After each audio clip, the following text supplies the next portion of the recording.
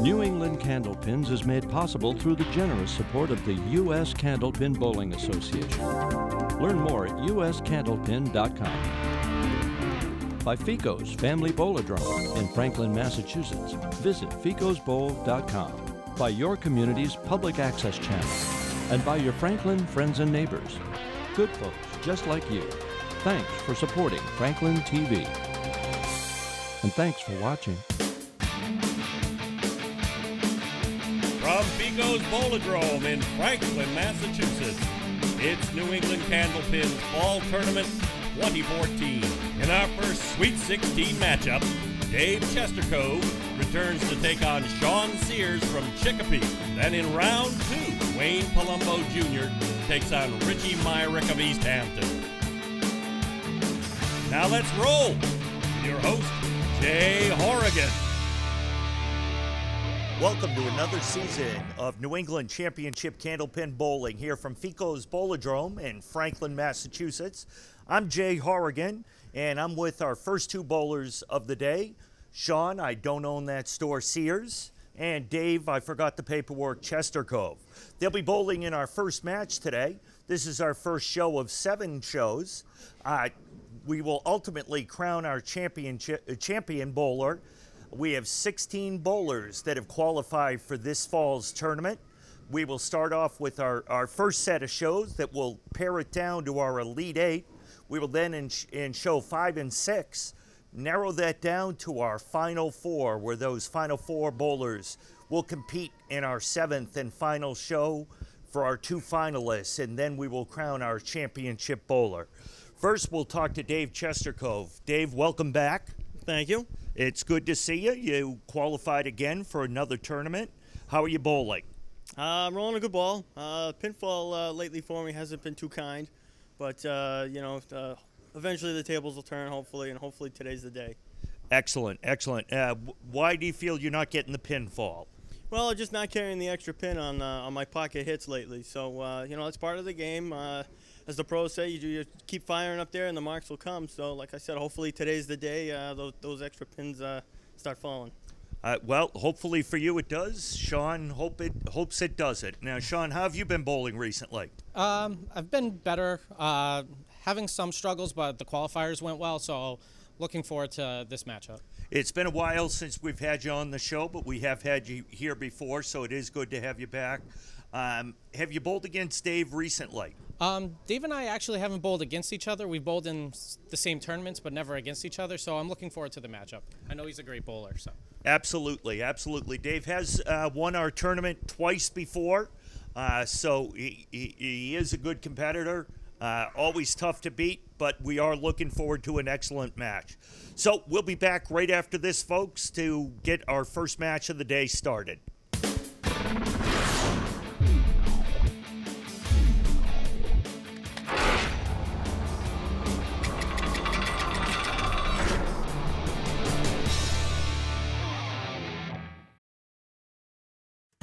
What is community without community support?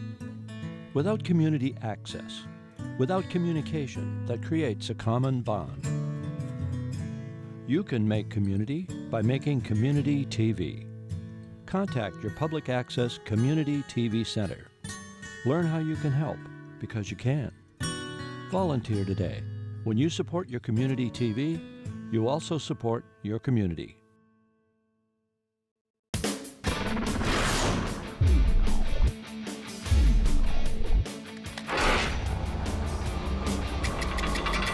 We're back here on New England Candlepins from Ficco's Bowl-O-Drome in Franklin, Mass. And we're getting ready for our first match between Sean Sears and Dave Chestercove. I'd like to welcome back Ed Dunn. Ed's going to be sitting in with me today. Ed, it's good to see you. It's great to be back, Jay. Excellent, excellent.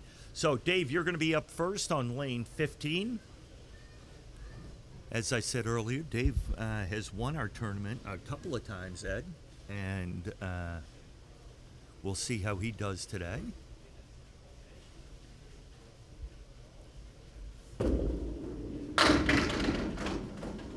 That's a great start. Not bad. Not bad at all.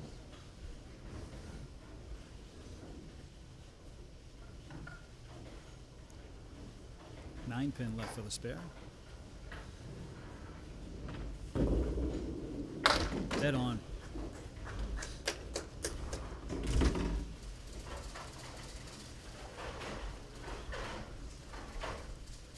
When you just hit that single pin there, is it advantageous to have dead wood there or not have dead wood? Most of the time, bowlers don't want to have the dead wood. It's easier just to knock that single pin down. Easier just to hit it. If it's positioned in a way where you can miss the pin and hit the wood and still get the pin, Yeah. players will do that, and you'll hear people in the back yell "wood shooter" to take the easy way out. But sometimes it can hurt you. That would be me. The easy way out. 1-2, 6-10, leaving just a 6-10 now to pick up for the last ball.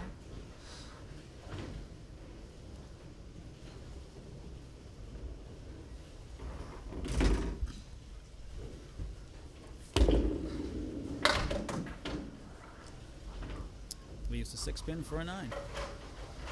25 after 2. Now up is Sean Sears. Sean qualified 4th for the tournament. Had a 3-game total of 377 in the qualifying.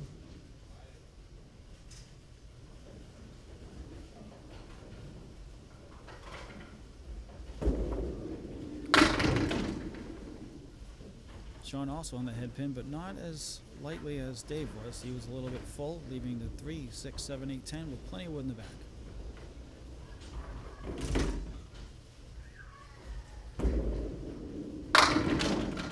Oof. Great attempt, leaving just a 7 pin now.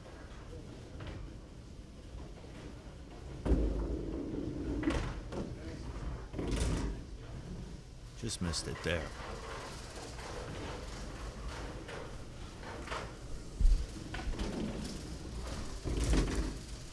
Sean comes in to join us with a total of 377 as well. First game 129, 137, and 111. From Chicopee, Mass, representing Canal Lanes. Half Worcester right.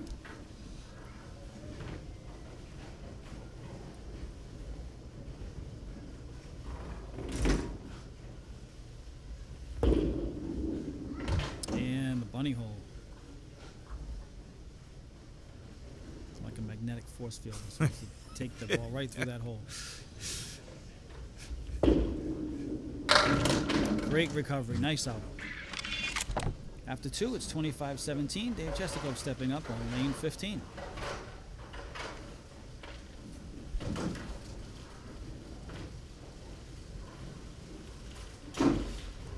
Dave comes in as our 13th seed, which for Dave is very low, a low seed. But as he said, when we talked to him before the match, he hasn't been getting the pinfall this summer. Same shot he had the first frame on the other side, but he carried the 10 pin. This time he's got the 9-10 no wood for a spare.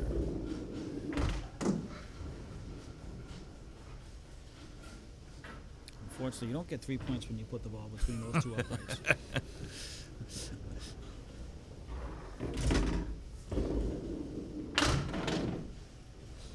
Takes the corner, leaves one up for 9.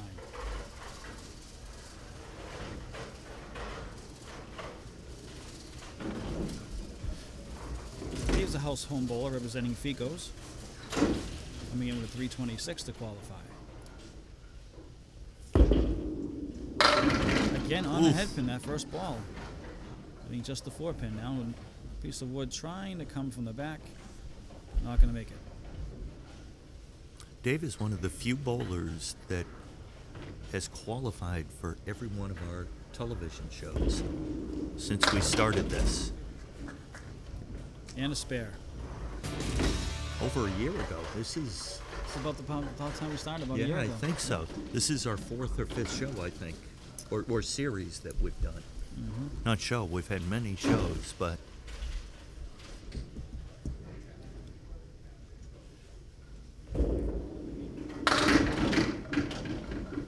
oh, is that gonna go? Oh, geez, that looked like that was.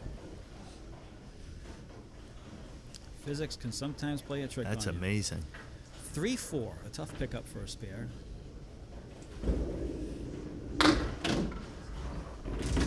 picks up just the 3.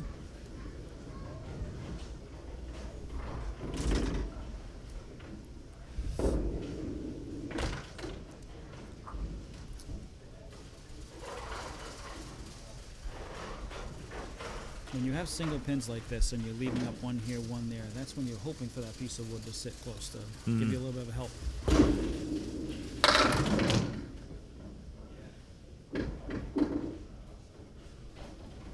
And when there, he was just hoping that pin would fall the other way. 4, 6, 10 with a piece of wood sliding between the 4 and 6. It is catchable with the ball to kick that across and cap to cap and grab the 2 in the corner if he plays the 4 pin. I don't think it'll come back if he hits the 6 pin though. He's going to have to go left to right on this.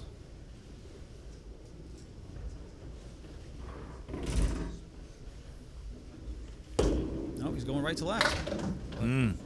Just wide of the 6 pin. A lot of times the right-handed shot will stay to the right side, kicking it left because it's easier to make it that way. Sometimes you got to take a chance when you're up against 2 spares. You got to go a little differently. Sean is down 2 marks right now. At the end of 4, Dave Chestercove leads 44-34 plus the count on this ball. His lead is 10 plus whatever he rolls down right now.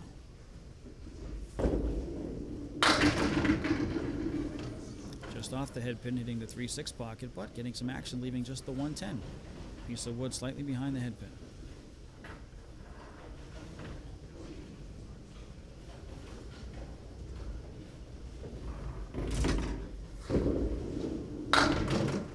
Went straight at it, but couldn't carry the 10. That's one you want to just catch on the outside, right? It seems like so many times that bowlers want to catch the pins flush. At this level it's easier, but your everyday or your weekend bowlers or your occasional, those shots have got to be so hard because bowlers, the goal is you try to make solid contact with the pin, and then when you have to just make partial contact, it's so hard to do. Again on the head pin full. Could have been a strike ball, but everything around the kingpin remains. Only the kingpin left for the spare with no wood.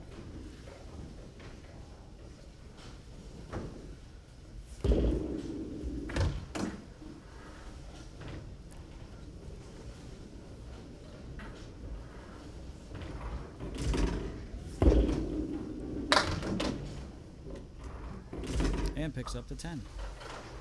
One of the things I have done in my absence since last time working together was following New England Candlepins Facebook page and watching the YouTube channel of Ficco's Bolodrome to catch up on all the great matches. And it's a testament to Dave's abilities to be able to come in every time we have a qualifier and make it. Right. Sean's back on the head pin, gets a little break, leaves just a 7 pin. He's had this once before with no wood and went wide to the left. This time he's right on it for the spare. Good job. Sean's starting to realize that if your opponent has a 9 drop and doesn't make the spare, it's a chance for you to come back and fight into that lead a little bit. So now he's got a chance to get it within 10 if he can put it in a good spot here.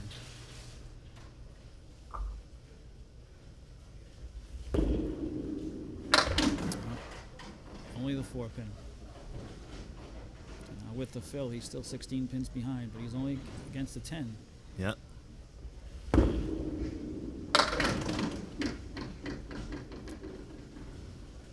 4 horsemen right plus the 7, 9 for a 10 left.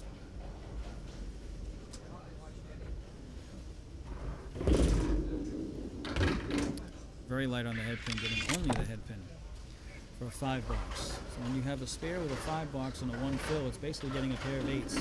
Yeah. A pair of 8s is not going to help you when your opponent puts up a 9 and a 10 opposite a fill.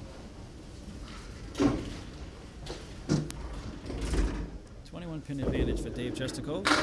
Once again, right on that head pin. His first ball was really hitting that pocket great. Another 9 drop. Can't get the 10th one. He leaves the 8 pin by itself for spare.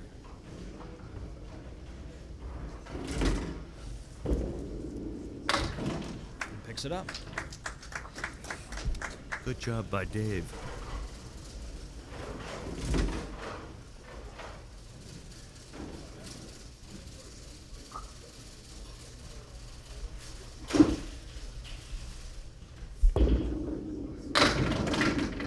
And right in the pocket, 1-3, but this time leaving the 2-5-7-8 with no wood. A very difficult spare to pick up, but is possible. Dave just looks so comfortable. But as we said, he's been on this show Every time. This is old hat for Dave. Mm-hmm.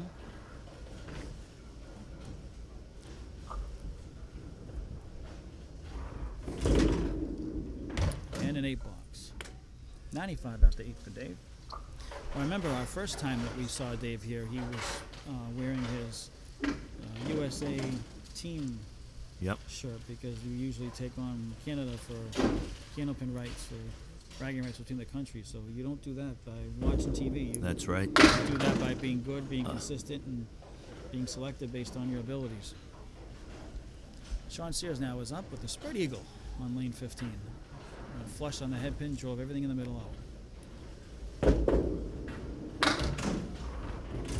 That ball took a little bounce when it came out of his hand. Mm-hmm. As comfortable as Dave looks up there bowling, Sean almost looks uncomfortable. And Sean knew, talking to him prior to the show, he knew he was up against it, going against Dave. This is just proof positive that whatever number you come in as a seed, it doesn't mean that you have an advantage over your opponent, because it's a new day and it's one game. Well, how many times have we done this and the lower seeds won? And the lower seed advances, hey. Mm-hmm. Steve Reno came in one time as the 15 seed and made it to the final. Right. The goal of the qualification is just make it in the top 16. Absolutely. Triangle right for Sean, left us the 5-pin now.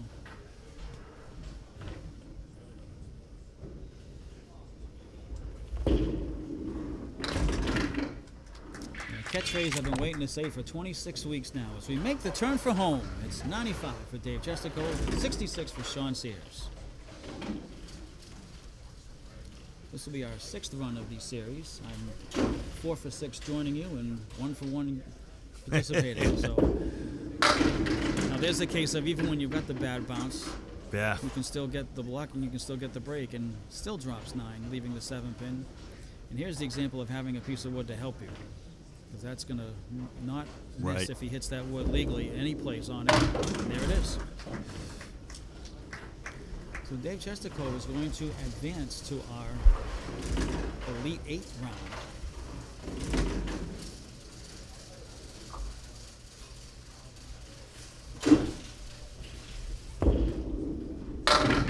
Again on the pocket with the wood rolling over, and there's a strike. How do you get ready for the next match? You finish strong in the one you're in. That's right. Big momentum boost to going on to the next round.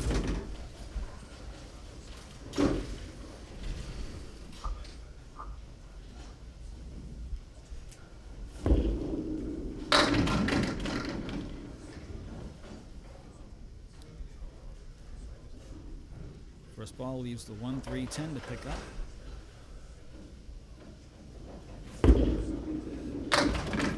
And gets the 1-3, but leaves the 10. And a very impressive 134 opening round game for Dave Chestercove.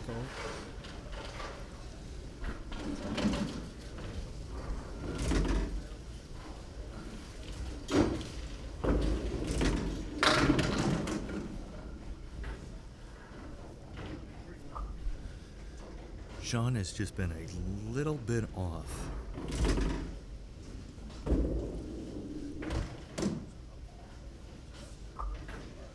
Well, when you're qualifying, you can throw a low game like this and still have a chance to come back and be in the Because top it's 16. your 3-game total, It's a right? 3-game total. Yeah. Here you go, one shot at it. Yeah. Good recovery there, almost converted it for the 10. 9 drop with the final frame to go. And not only is Dave appearing on every show as a bowler, but the last 2 he's been assisting you as a co-host. Which which is great to see that bowlers can come in and participate. Yeah. Bowlers can come in and help behind the table, and all involved in this together. Sean gets a 9 drop on a head pin break ball with a spare to pick up. One more ball to finish the round.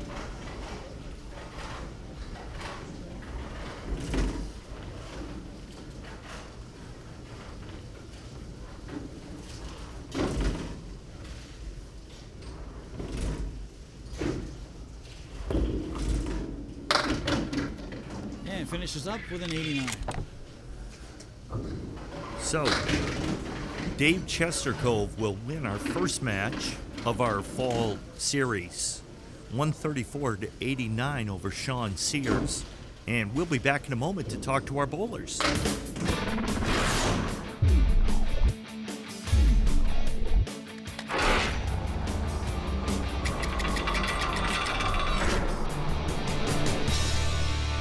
Welcome back, folks, and we're with our bowlers from our first match, Dave Chestercove and Sean Sears.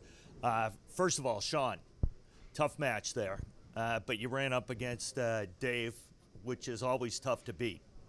Dave was throwing a good ball. I was just off, and when I was finally on, I was just punching. So just bad timing, but Dave's a great bowler, and he threw a great game, so it was going to be tough to beat no matter what. It is. We were saying, Ed and I were talking about it, that, Dave is just, he's very comfortable up here. He's one of the few bowlers that has made every one of the TV shows he's qualified for it, so he's very comfortable up there. Yeah, Dave is, this is how Dave succeeds. I mean, he's great when it comes to being on front of the camera, so.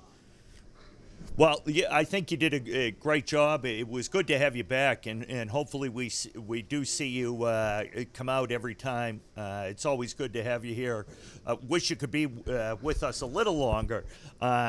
You do, as making the TV show, you do win $15, okay? And Dave, congratulations. You mentioned before we started that you weren't getting the pinfall. It seems like you did get a little bit of pinfall in that match. Yeah, I did. I finally was carrying the extra pin and getting those 9 drops or 8 drops on the same side together. So that definitely helps. And with a 134, definitely one of your better scores that you've had with us on all your different television show appearances. Yeah, it's definitely one of those a good game. So. And you ended with a strike, give yourself a little momentum. Yeah, I had a little mechanical issues earlier when my foot got caught underneath the ball rack. Once that happened, I knew my timing and the way I was delivering the ball was a little off, so I fixed it. It's nice to finish with the way I did. So. Yeah, that's what I was saying, mechanical issues. I was talking about that. Yeah, mechanical issues. Need to fix those mechanical issues. So now that Dave's got those mechanical issues fixed, we're happy about that. So Dave's going to come back and join us. He's our first bowler to qualify for the Elite Eight. He'll be back in our show number 5, which you'll see in a few weeks. And he's going to take on our winner of our next match, which is going to pitch Richie Myric against Wayne Palumbo Jr., and we'll be back to talk to those two bowlers in just a moment.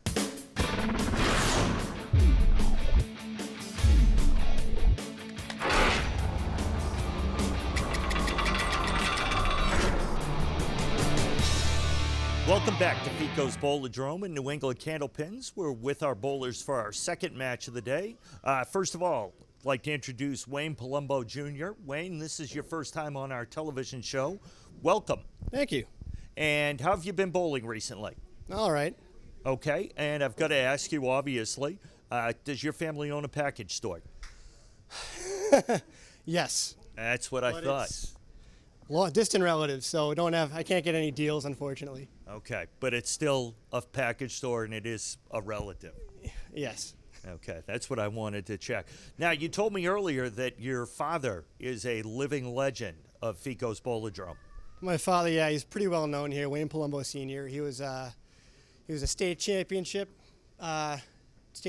back in the 80s. Doc Vernazaro, he's done bowling anymore. He retired a while ago, but he's got that under his belt. Hopefully I can follow in his footsteps. Wipe the floor with this guy over here. There we go. Now we've got the trash talk going. Now, obviously, if anybody sees, if we happen to see a young lady in a pink shirt running around, that would be your daughter or your sister? I don't know that particular individual if she's running around causing trouble. If she's well behaved, do you know her at that point? It's my daughter Evelyn, yes. Okay, excellent, excellent. Then over here to my left-hand side, we have the always ill-behaved Richie Myric. Oh, yeah. Yep. Nothing pleasant about me. That's right. Richie, you've got the haircut going and everything, and you're back on TV with us. How have you been? Oh, I've been great. Yeah, I cut back what's left of them. There's only about 6 or 7 left, but yep, trim her down and let's roll a little Candlepins. And how have you been bowling recently? I haven't been bowling recently. I take the summer off. I play a little baseball, and I just bowled in the qualifier last weekend, so hopefully I can shake a little rust off early. Show off. Excellent, excellent. So you've got that going for you. Well, we'll be back with this grudge match momentarily, and we'll see who will take on Dave Chestercove in the Elite Eight. So we will be back in just a moment.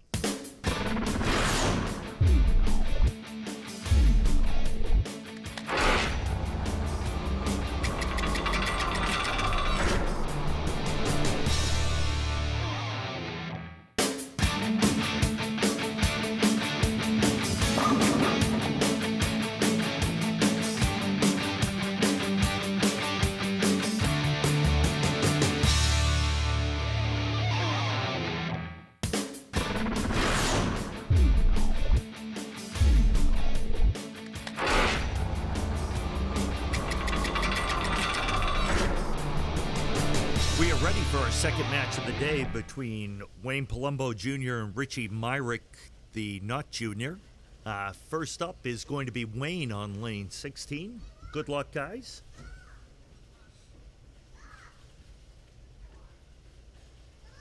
I did feel it was important to ask Wayne about the package store. Absolutely. Need to know where to go when we're done. That's right. Mm-hmm.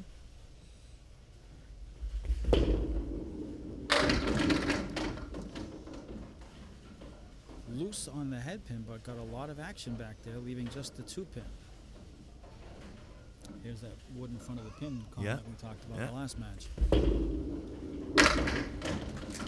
Picks it up for the spare. Wing comes in as our 12 seed with a 3-game total of 327, representing Ficco's Bolodrome.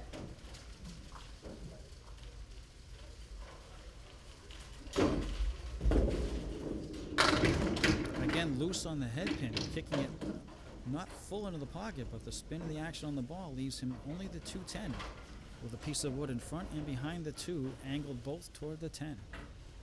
That was on the spare. And now it's another one. Great start for Wayne.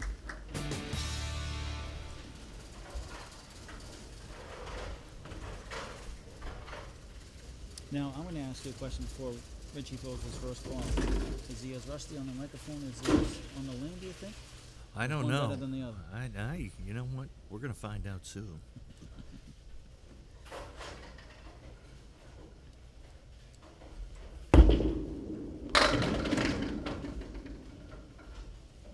One-three pocket, getting some action, leaving the triangle left with wooden deck. I don't think Richie's ever rusty on a microphone. I think Richie could talk to anybody about anything. Right on the pocket for the spare.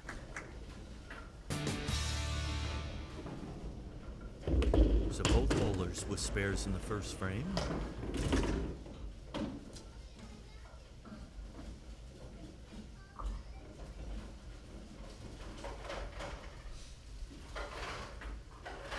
Richie's opposite an 8 fill.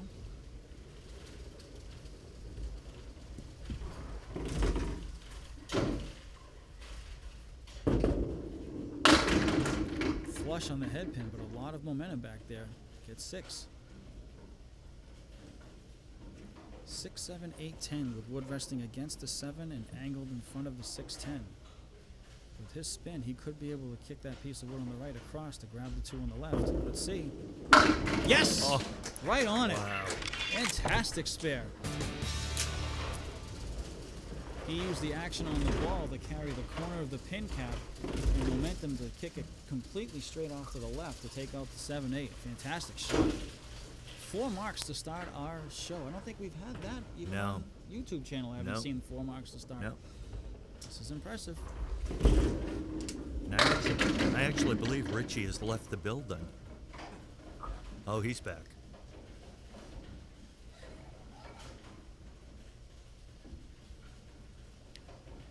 Waynesville is 7, leaving the triangle left. No wood, kicks it off the wall and picks it up for another spare. Who will blink first is the question. We're only in our first week of this series, and we might be having the match of the series right now. That's right.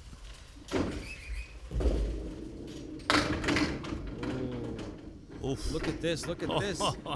Even with Wayne's inability to make the pocket hit and Richie's secret weapon making a very cute noise right at the delivery, he was still able to get 9 pins out of that shot. And Richie's able to throw his voice too, like any true ventriloquist can. Oh. Just wide to the left. So we've had 6 frames of bowling, and this will be our first one without a mark. Yes, it will.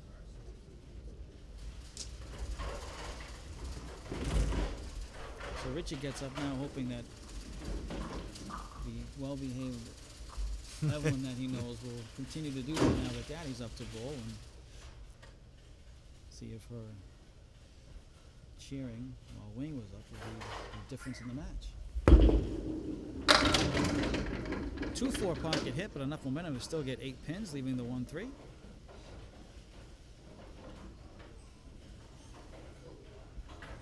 Great thing about a family bowling establishment like Ficco's is you have people from age 1 to 101 playing here, so the environment you have to adapt to sometimes. Straight on the head pin, leaving just the 3.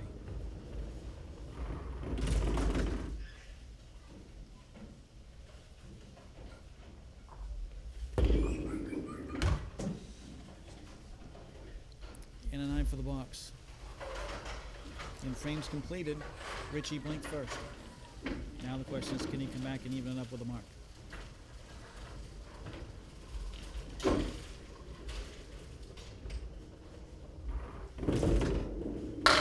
He certainly did with a strike.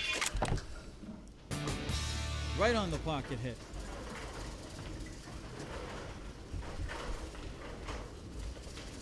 Beautiful shot, right through the pocket, not even a question about it. So both bowlers early in this match are bowling extremely well. Absolutely. On the pocket, right in, leaving just a 10 pin. The irony is that a lot of casual bowlers will look at that score and say, I'd love to finish with that right now. And these guys are both aggravated that that's all they have at this point. Right. Into the pocket, but missing off the channel, hitting the wood. 10 pin's still there, so it's not a foul.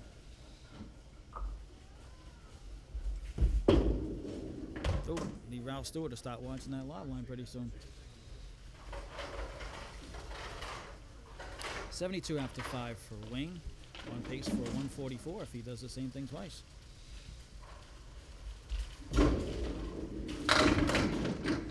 Head pin loose. Again, light on the head pin hit, but he leaves the diamond right with a piece of wood behind the 5.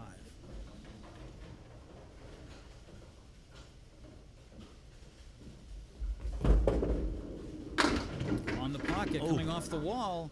Does he get it? Not enough momentum to carry the 5 pin. He's hitting the object pins very, very loose on the corners. He's not hitting it flush, as you said. That's the case of hitting it flush would have carried that mark. Right. He almost got the luck of catching it off the sidewall, but when you're playing somebody like Richie Myric, you want to hit it. You don't want to try to get fancy. You're going to run out of real estate real fast. Pair of open frames for the first time for both bowlers. Richie now outfilling a strike on lane 16.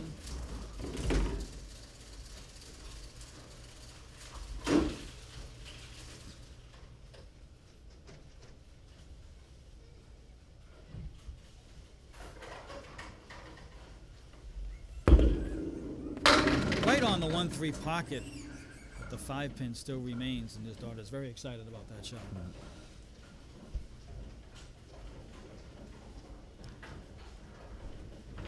Piece of wood is set up offset to the 5 pin, but it's angled right at it.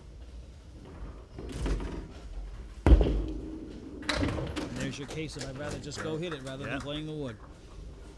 Another spare for Richie. 10 fill on the strike.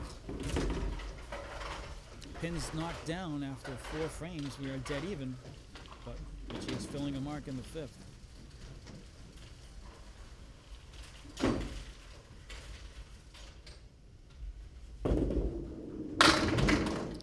Head pin flush, but there's momentum up there, getting some extra pins to fall. Fill of 6, leaving the 3, 4, 7, 10. Piece of wood pin behind the 3, and a piece of wood side up against the 4 pin. This could definitely carry with his momentum.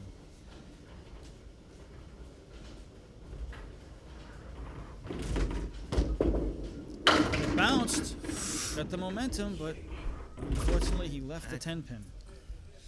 That's a great shot, though. Absolutely fantastic try. If the ball didn't bounce, I'm going to say he probably would have carried that shot.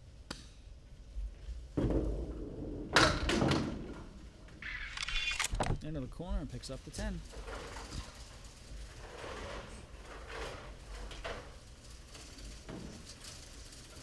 The end of 6, it's 89 to 82. And neither bowler is happy with their score. How is that possible? I don't. I know how it's possible. When you're that good. There's a strike for Wayne Palumbo Jr. Fantastic shot. An extra pin that was so happy about falling down, it came out beyond the gates. We just got to take a moment and clear that out.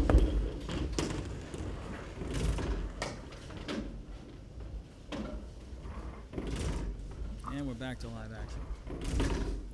Great way to bounce back after 2 open frames and put a strike up like that.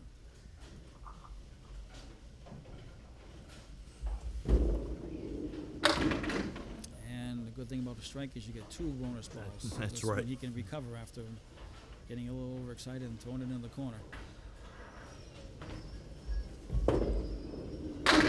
Right around that pocket. Fill of 9.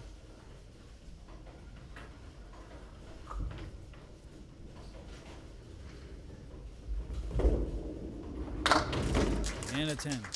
Great job. There are different types of tournaments, Jay, that you have to have your name on the back of your shirt Yeah. for protocol purposes. And when you get to that type of level competition, you are very good. Yeah. When you drop 9 pins on the first ball, you expect not to miss it. Right. And sometimes those types of things you get frustrated easily. It's almost similar to a golfer lining up an 8-foot putt and putting it right in front of the cup and saying, should have went in. And then they go back and throw the club in the water after they make the last shot. 5, 6, 10 left for Richie for a spare. Plays a 6-pin off the wall, spun it back towards the 5, but it just fell off at the last moment. Great try.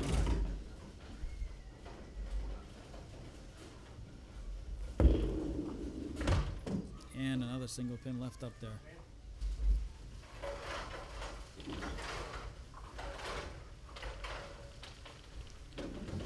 Once again, extra piece of wood in the gutter, so we just got to take a moment and clear that out.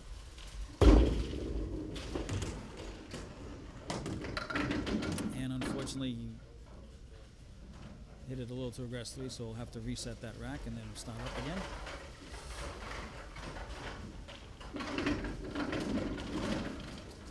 Richie's coming in from Canal Lanes and Funtown Lanes with a 360 to qualify as a 5 seed. Oh, the 1-5.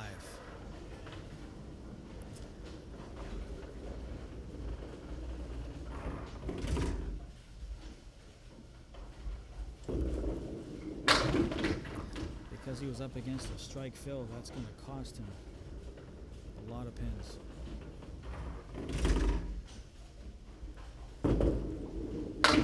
Great save after Good that open job. ball with a 9. As we make the turn for home, Wayne Palumbo Jr. has a 111. Richie Myric only 4 behind with a 107. It's still anyone's contest at this point. Richie got up and now stands up being ahead 7. Now he's down 4. So he Yep. lost 11 pins because of that strike. This is a case where now you just have to bowl your bowling like it's the first 2 frames and not think about it being the end of the match. One mistake could be the difference right now.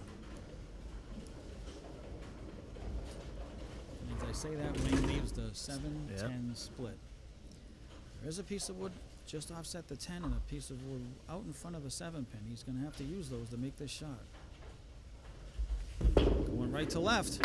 Tried to play the cap of the 10-pin piece, but missed it.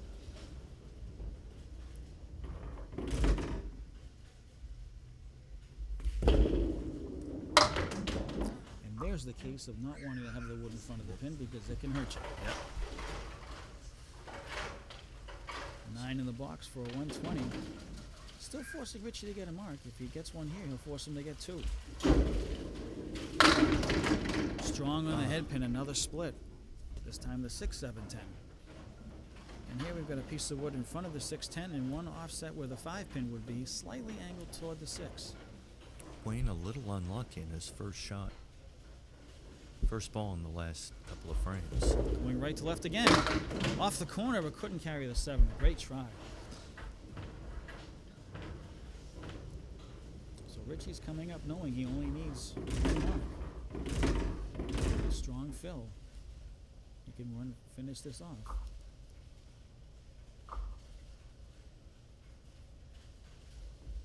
Wayne's final ball picks up the corner pin. And ironically, the way that 7-pin came off the wall, he would have made the 10-pin. Right, right. That was the 7-10 split. You can always do it when there isn't a pin there, but when there is a pin there and you have to do it, it's a Much more different setup. difficult. Yep. All right, so here comes Richie Myric for his last 2.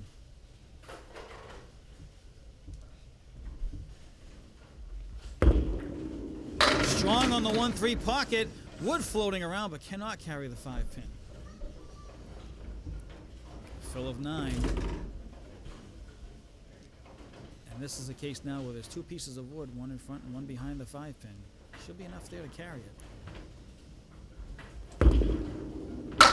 Right on the pocket. There's his Makes mark. the spare.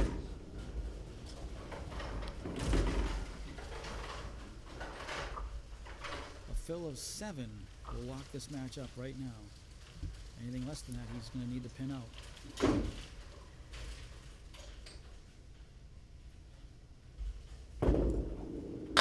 Fills it with 9, and that will do it. A fantastic finish to this match.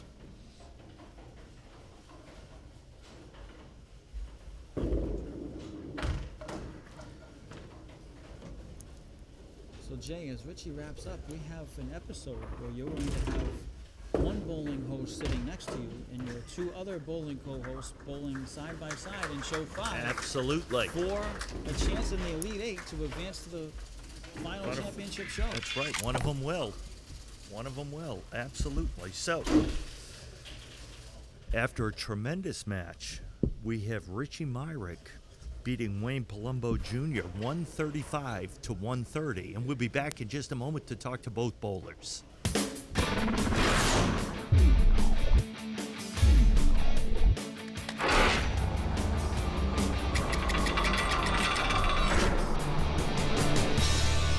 We're back with our bowlers from our second match of today's show.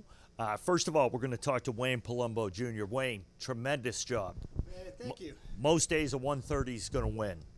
Well, Richie Myric, a 130 ain't going to cut it, especially missing a few clutch spares. You can't leave pin standing, and you can't let the second ball go right by a single. So I didn't have it today, but the better man won, and hopefully the better man will beat the legendary Dave Chestercove and continue on.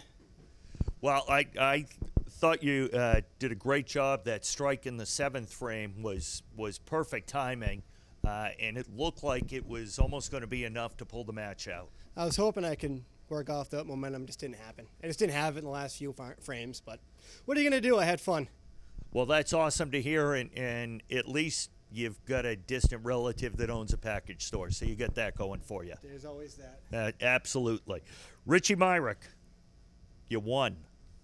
That's awesome. Yeah, winning's awesome. That's the best. Winning's so much better than losing. It's amazing. That's what I hear. I don't know that feeling. That's why I'm sitting up over there talking about it.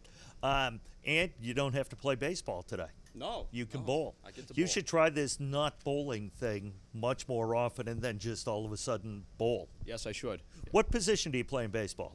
I'm a utility guy. I usually spend my time in the outfield, but I can hit the bump a little bit, and I can play a little infield if I have to. Okay. You spend time in the outfield. Is the rest of the team on the field when you're in the outfield? Well, I would hope so. I mean, most of the time they're my teammates, but yeah, there's usually 8 or so other guys out there with me. Just checking.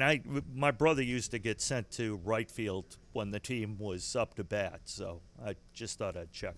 Okay, great job. 135. I thought at one point I had written down the 6th frame. You had just missed the spare. Ended up with a 10, I think, in the frame. Then Wayne came back and hit the strike in the 7th. That was almost what I thought was going to be the match, but then you came back with the great spare in the 9th. Yeah, that was huge. Without a doubt, that strike in the 7th scared me to death. I can't really say what I want to say, but it was a bomb too. I mean, come on, like he's throwing mark after mark after mark. I'm throwing mark after mark, and I was just lucky enough he missed a couple of singles. I mean, that's all it comes down to in a one-string match. And I mean, he threw that strike, and that was it. So I won't lie to you, that 9th box was a little tough. Even with that piece of wood that came up, it's still a tough shot. That's for the match. Right, right. It is interesting because this match here and then our first match between Dave and Sean shows you what a difference between a three-string match versus a one-string match. What a difference that is in the whole spectrum of bowling, how different everything can be. So as the winner, you do move on. You're going to move on to our Elite 8 and be back in our next show, in our 5th show. You're going to take on Dave Chestercove. You've met him before. Oh, yeah. And as Ed pointed out, we're going to have 2 co-hosts taking on each other to move on to the Final Four. So that's awesome. We're looking forward to that. We'll have that show for you later on in this series. Wayne, great job. Thank you. It was a lot of fun. We hope to have you back. I'm sure we will. I'm sure you'll qualify for many more shows. Hopefully, yes. So that's going to wrap up today's episode of New England Candlepins. We appreciate you watching. And for Ed Dunn, I'm Jay Horrigan. And for our director, Matt Ferrara, I appreciate you watching, and we'll see you again. Thanks.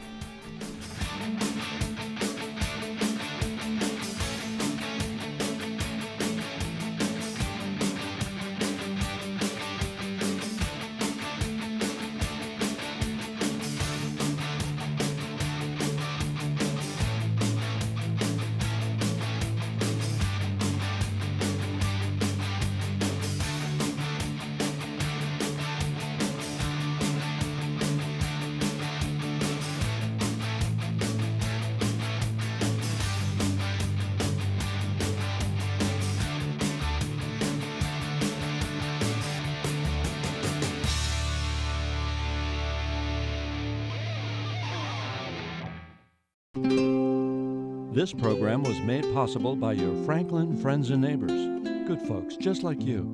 Thanks for supporting Franklin TV. And thanks for watching.